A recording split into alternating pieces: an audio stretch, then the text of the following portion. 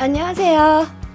오늘은 제임스 카우프만 박사님과 과연 사람들이 말하는 창의성은 사회 문화에 따라서 다른지 아니면 같은지, 그리고 창의성과 정신병은 관련이 있는지, 또 창의성은 IQ 검사처럼 잴 수 있는지 관하여 알아보도록 하겠습니다. 우선 카우프만 박사님은 1974년 뉴욕에서 알란 카우프만 박사님과 나딘 카우프만 박사님 슬하에서 태어나셨습니다. 서던 캘리포니아 대학에서 대학 생활을 시작하셨고요. 그 후 예일대에서 인지심리학으로 로버트 스턴버그 박사님 밑에서 박사 학위를 받으셨습니다. 현재 미국 코네티컷 주립대학교 교육심리학과에서 창의성을 연구하시는 교수님이십니다. 창의성에 관련된 책을 31권이나 저술 또는 편집하셨는데요. 그 중에서 한국에 소개된 책이 3권이 있습니다. 창의성 101, 그리고 창의성 평가, 검사 도구와 이해와 적용, 그리고 가장 최근에 발표된 교실에서의 창의성 교육입니다. 카프만 박사님은 미국 심리학회 저널 Psychology of Popular Media Culture 편집장이시기도 합니다. 안녕하세요. 교수님, 창의성이 뭐예요? 오늘 우리와 함께 할 미니키드가 있는데요. 미니키드는 6학년 학생이에요. 아주 쉽고 간략하게 크리에이티비티가 뭔지 설명해 주세요. Well, creativity is in its essence being able to do something, anything, that is new and appropriate to whatever you're trying to do. So if you wanted to cook something, then creative meal would be something that was different, but that was also tasty. 창의성 연구가 미국을 중심으로 많이 이루어졌는데요. 한국 사람들이 말하는 크리에이티비티와 미국 사람들이 말하는 크리에이티비티는 과연 같은 건가요? 아니면 다른 건가요? Probably the biggest difference is that people from Western cultures tend to emphasize the original more. So it's more important to be strikingly new, overtly new and perhaps flashy, whereas Eastern cultures are more likely to view creativity as also being building off of tradition, perhaps working within constraints, and adapting existing things in new ways. Whereas this would be often less valued by Western cultures. That said, there's also a great deal of agreement about creativity across cultures. That while there are these things that they emphasize differently, there's also much that we agree on. You're talking about there are commonalities, but a little bit different. A slight shift in what's seen as more important across the cultures. Which do you like better?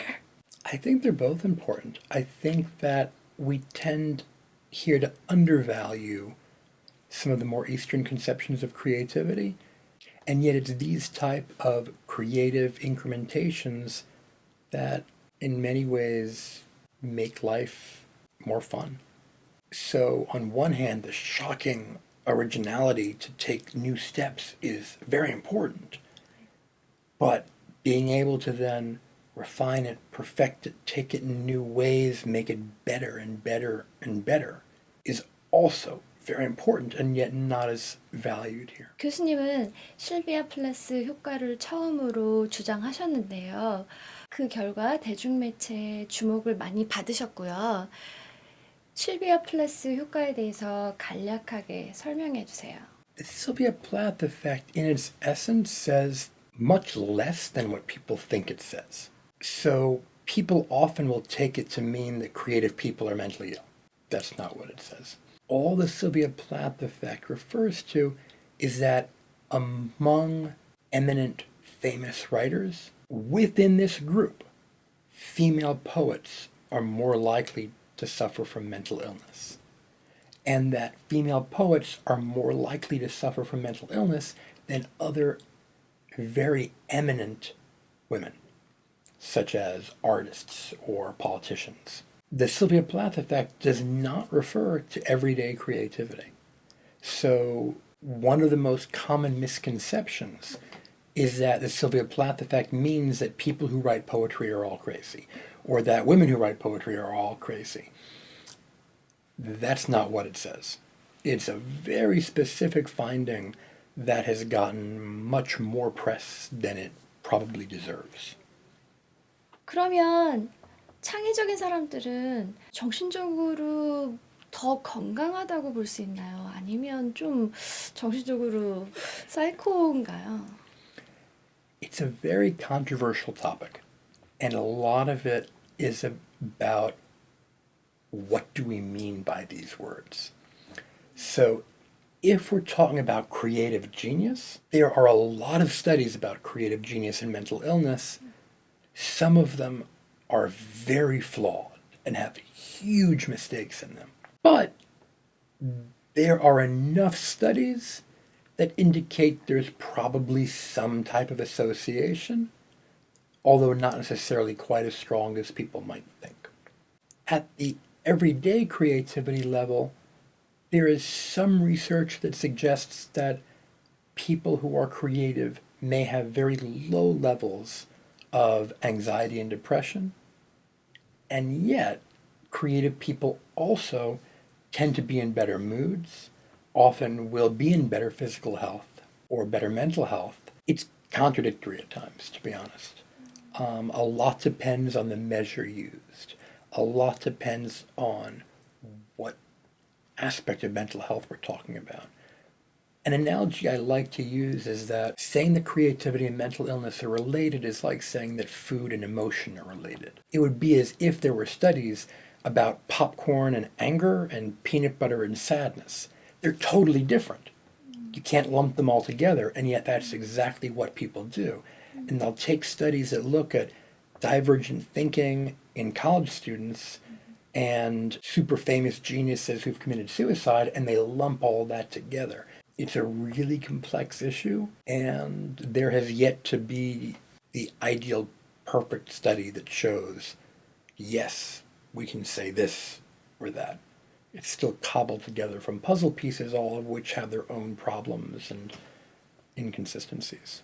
This is just my personal question, but do you think modern psychology or contemporary psychology is going toward that kind of complicated frame? I think that there have always been people who present complicated theories, and there have always been people who produce measures that end up simplifying the theories. And part of that is just practical, in that intelligence or creativity may be made up of this, but if we wanted to test all of this, it would take 40 hours. Right. And so you make sacrifices, you make choices. The whole idea of the IQ test in a lot of ways is you look at these handful of abilities which represent broader abilities, and ideally it should be treated as one of a series of inputs on how to make decisions. So there's also a disconnect between why a test is created and how it's used. When the SATs were first created, it was because the way that people got into college was if they were rich and had a relative who went to that school. The SATs were supposed to be a great equalizer that would allow smart kids from poor families to go to school. Now they're seen as another symbol of oppression. So if used correctly, a simplified test shouldn't be an issue. But people don't like using things correctly. Right, because we don't have time. I mean, the reason why the GRE and the GPA is the biggest determinants for graduate school is that they're concrete, people know what they mean, there isn't ambiguity. Whereas a letter of recommendation, you don't know how to judge that. You don't know how to interpret that. Even something like class or rank as a high school student depends on the school. You could be involved in extracurricular activities, and it's hard to tell, are you the driving force behind a club, or are you a member who's gone once? all this stuff is so hard to document, so hard to measure in a meaningful way, that we use the handful of things that we know work at this level. But when we only use them, they still only work at this level, even if this is what we're trying to look at. 한국에서도 수많은 발명가와 창의적인 사람들이 있었잖아요. 예를 들어서 조선시대의 발명가 장영실이라든가 한글을 만드신 세종대왕과 그의 학자들. 하지만 제가 그분들이 정신병이 있었다거나 신경증이 있었다거나 하는 걸 연결시키기가 힘들거든요. 그분들은 굉장히 위대한 업적을 남겼음에도 불구하고 그런 기록을 볼 수가 없어요. 뭐 외로운 천자라든가 신경증이 있는 예술가라든가. 그래서 창의적인 사람과 정신병이 연결되어진 것은 문화적 또는 시대적인 컨셉입니까? Certainly, there is a cultural issue in how mental illness is viewed. So, when we attempted to replicate some of the findings of the Sylvia Plath effect, one study we did, myself and a colleague, was look at Chinese writers and go through biographies. Nobody reported signs of mental illness. That doesn't mean nobody was mentally ill. It's Western cultures are more likely to admit it, even though there's still a stigma. But if you read a brief biography of an American figure, it'll mention if they've been hospitalized for depression or tried to commit suicide.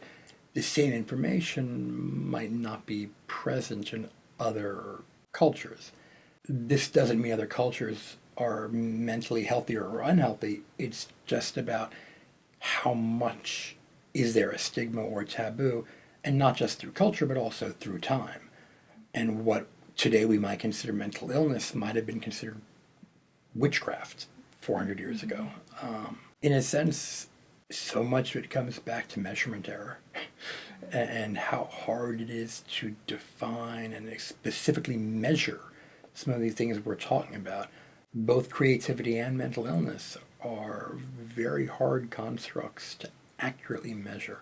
And they're things that we're perpetually changing the definitions for, changing approaches to, and small changes have huge results in how these things are perceived. 사실 창의성은 지능처럼 누구나가 갖고 있는 특성인데요. 매우 고도로 창의적인 사람들이 갖고 있는 그들만의 독특한 특징들이 있습니까? One of the biggest things is highly creative people tend to be very open to new experiences. And this can be reflected both in their experiences, so wanting to travel to new places, try new food, try new experiences, or more intellectually, wanting to go to more museums or have lots of deep and thoughtful conversations. Another way is that highly creative people are usually motivated intrinsically. In other words, they're driven by passion. They're driven by wanting to do something, wanting to find out the answer, and less motivated by rewards in general. The other element is that high levels of creativity come with them high levels of domain knowledge, expertise, and just persistence, hard work. Many people who want to be creative want it to come like a magical thunderbolt. And that's not the way creativity usually works. Even if you can get the inspiration, just to get it carried out requires all this stuff that is much less sexy, the hard work and the hours and the revisions and all of this stuff. And it's that willingness to carry through, to persist, to excel, that again will separate the really highly creative people. So why do you think people tend to think creative work is something fun, something easy, like something exciting? When I was a musician, I tried to write songs really hard, but my friends and my parents, and they just thought I was playing all the time. This is very common. Creative work often isn't seen as work. Part of it is that anything performance related is often not seen as work. Baseball players who might spend 12 hours a day practicing their craft are playing. It's not true. Another part is that we want creativity to come easily. We love this idea of the muse, inspiration from the gods. There's a reason why if you look at the studies that have really caught on, there are very often little things that people can do to be more creative. So a study that a messy desk is linked with creativity. Maybe it is, and there's a paper out there, but it doesn't mean that if you have a messy desk, then you'll be creative. We want to think it's easy. Conversely, and this relates to the mental illness question, we want there to be a connection between creativity and mental illness, because if creative geniuses are crazy, then it's okay for us not to be a creative genius, because we don't want to be crazy. What's interesting is that people who are creative often will endorse the mad genius stereotype. And the same way people who are creative, some of them love the idea of a muse. I mean, part of it is that it lets it be out of your control. It depends what approach you take to your creative work. And most people who are at the professional level know the reality, and they know that it's hard work and it's practice and doing things you don't want to do and revisions or retakes, and nothing is as glamorous as it seems. But people on the outside just see the rewards. They just see the final product. They just see the output. And it's true for most fields. I mean, they've done studies that people prefer scientists who have less published work. If scientists have too much published work, then people assume that it must be garbage. People don't like too much success. We like knocking people down. Is there any relationship between creativity and intelligence? Definitely some. The actual connection, there's a ton of conflicting work. So back in the 1960s, leading hypothesis was of the threshold effect, which is that up until an IQ of about 120, or usually about the gifted level, intelligence and creativity were correlated at about 0.4, or in other words, they were pretty solidly related. After 120, it was scattered. Then there were more studies that came along that said no, that wasn't true, and that the relationship was lower, and that it was consistent throughout all levels. Very recently, there's been more work that's kind of more backed up the threshold theory, and some people have argued that the actual constructs of intelligence or creativity are closer than the data show because of measurement error. But that the processes by which somebody uses their intelligence or uses their creativity is more similar than the tests might reveal. I think a lot of it also depends on your conception of creativity. So there's a lot of ways of looking at creativity as a very cognitive process, as a way of thinking. There's also ways of looking at creativity as more of a personality and a way of living. A lot depends on what type of measures you use, but really how you even think about it. Is creativity an ability, or is it a trait? Is it something that you can practice at and get better? Is it something you're born with? Is it something that is who you are and defines you? Is it something you can do when you need to? These are all different views, and for that matter, creativity in different domains. Being creative in nuclear physics versus being creative in poetry are very different and may very well require different patterns of intellectual strength. Almost all these studies use a very basic measure of intelligence, which is just a concept of G, or this general intelligence factor. But with an intelligence, most theories have between 2 and 7 factors. So there are all sorts of different possible pathways. Your parents are very famous psychologists who developed KABC IQ test. All sorts of stuff, yeah. So What do you think about their work? I think it's great. I mean, IQ tests don't claim to measure creativity, and they don't. But what my parents have done is to bring the concept of theory into IQ test development, and now everybody does it. But when the KBC first came out in 1983, it was the first test to be based on an actual theory in the cognitive literature. And it was the first test to greatly reduce ethnic differences. It was the first test to be standardized on a huge group of people instead of much more limited.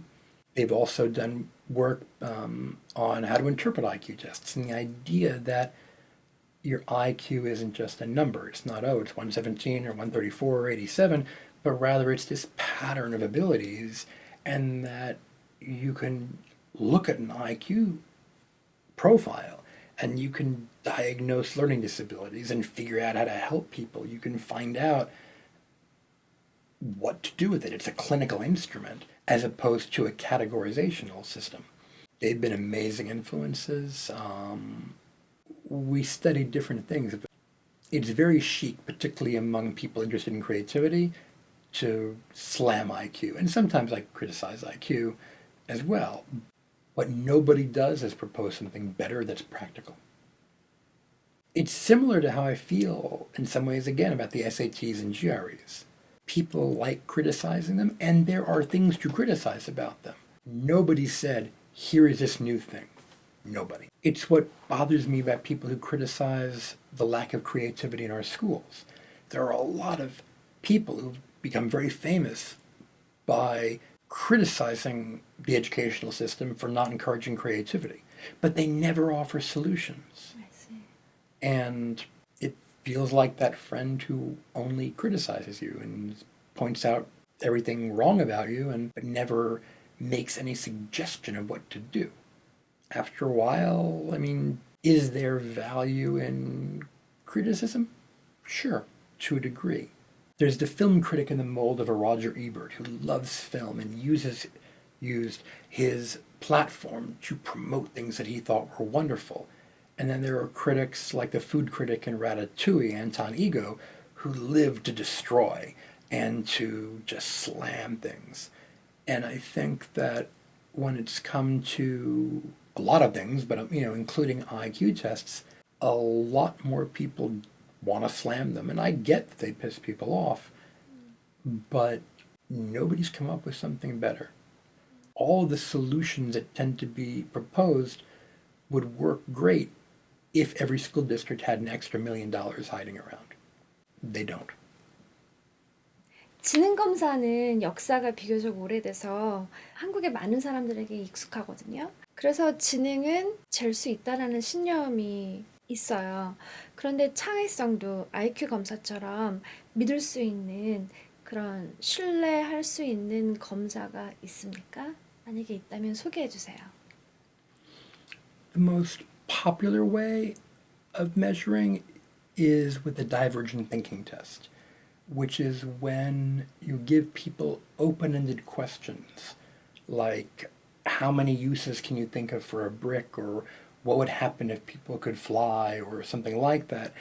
And they give many solutions, and you look at both how many answers they give and how rare their responses are. And the good thing about them is that there's a considerable amount of evidence that they're reliable, they do measure something, and it's certainly related to creativity. What I like less about them is that I feel like they're more artificial.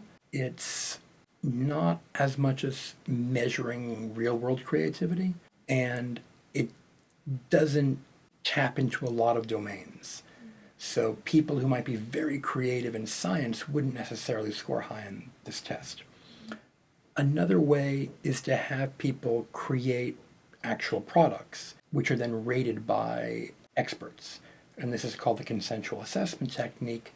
And the neat thing is that the raters tend to agree, and it's very real world. The problem is that it's very time and resource intensive, and it's not something that could really be rolled out on a grand scale. The other main way is with self-report, which can be great for looking at whether you value creativity or if you think of yourself as a creative person, but they could never be used for anything high stakes because people would lie. 대학교에서 학생을 선출할 때 창의성 항목을 부가적으로 집어넣어야 한다고 주장하셨는데요. 그렇게 될 경우 또 하나의 SAT가 될 가능성이 있진 않나요? 예를 들자면 한국인 부모님들은 굉장히 열정적으로 아이들을 가르치고요. 대학 입시는 경쟁이 심하거든요. 창의력을 증진하는 10가지 방법, 중학생들이 꼭 읽어야 되는 책이 출판된다거나 아니면 창의력 증진 학원이나 과외 선생님이 생길 수도 있거든요. 발생될 수 있는 문제점이 있다면 뭐가 있을까요? I think there is absolutely a danger of that. And I think that the current measures we have aren't good enough. I think that the closest we've come have been at Tufts and a few other places. They've had people do actual creative work, and the admission counselors rate them for creativity. But that's places that have valued it and will put resources towards it. I don't think there's anything that could be used that's standardized yet that could hold up to it and that you couldn't train for. I think some of that is that creativity researchers need to step up a little bit and need to really explore more creative ways of measuring creativity, in that we know what we have, and yet all these new measures tend to be just another form of divergent thinking. And we have that. And it's fine. I'm not trying to criticize it, but I'd love to see more creative ways of trying to measure creativity. I also think that we'll be able eventually to use technology and computers to do things much easier, but that all costs money. And there isn't a demand that merits it right now.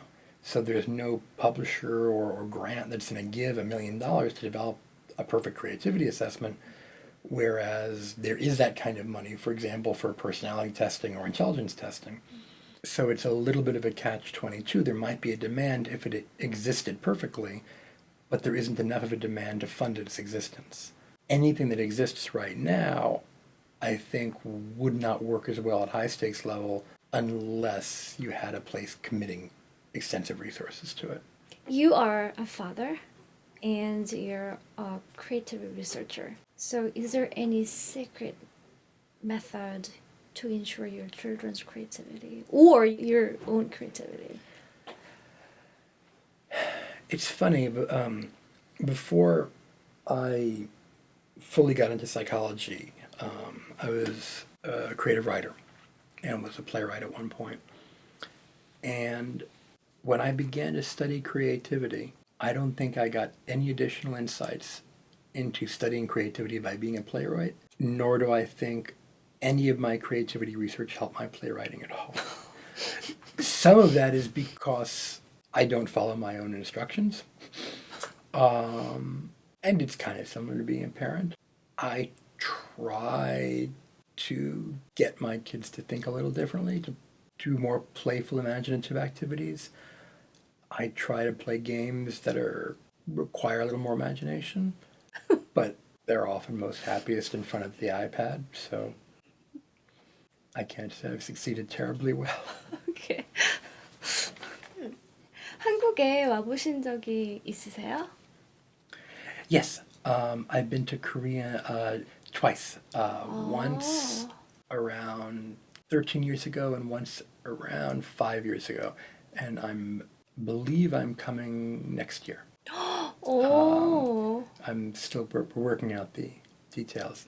But I have many very good friends in Korea, psychologists, educators, researchers. Inso Cho, Sunmuk Lee, Unyun Sung, and I'm probably mispronouncing their names. But these are all great people who I've worked with, who I've collaborated with, and particularly the second time I went back and getting to see my friends there, them knowing me a little better, knowing the kind of stuff I like. And we went to see two shows, one that was cooking oriented and one that was martial arts. Oh, I saw all of them.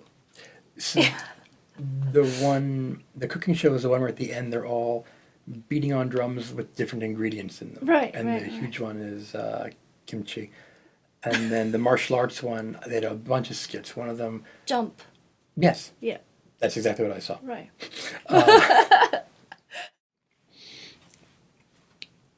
Creativity doesn't need to be an additional thing to do. Whether you're a teacher, whether you're a parent, it's not that you have to reserve this chunk of time for creativity time. A lot of it can be woven into the lesson, woven into your daily life. Small changes, small additions, allowing different types of responses, allowing people to feel safe to be creative. There's a lot of things that are very small that you can do that can have a great effect on a child's creativity or your own.